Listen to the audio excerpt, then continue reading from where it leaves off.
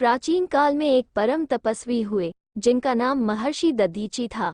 उनके पिता एक महान ऋषि अथर्वा जी थे और माता का नाम शांति था।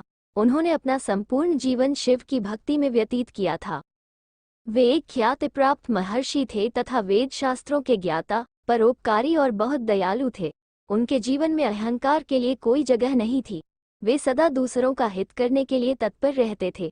जहाँ वे रहते थे उस वन के पशु पक्षी तक उनके व्यवहार से संतुष्ट थे।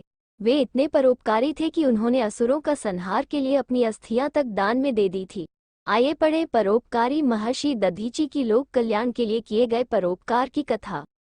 एक बार लोकहित के लिए कठोर तपस्या कर रहे महर्षि दधीची के तप के तेज से तीनों लोक आलोकित हो उठे। लेकिन इंद्र के चेहरे का तेज जाता रहा, क्योंकि उसे लगा कि महर्षि उससे इंद्रासन छीनना चाहते हैं। इसलिए उसने तपस्या भंग करने के लिए कामदेव और एक अप्सरा को भेजा, लेकिन वे विफल रहे।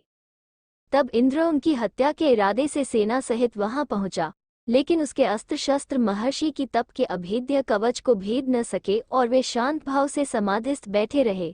हारकर इंद्र लौट गया। इस घटना के बहुत समय बाद वृत्रासुर ने देवलोक पर कब्जा कर लिया। पराजित इंद्र और देवता मारे मारे फिरने लगे। तब प्रजापिता ब्रह्मा ने उन्हें बताया कि वृत्रासुर का अंत महर्षि दधीची की अस्थियों से बने अस्त्र से ही संभव है, इसलिए उनके पास जाकर उनकी अस्थियां मांगो। इससे इंद्र पसोपेश में पड़ गया।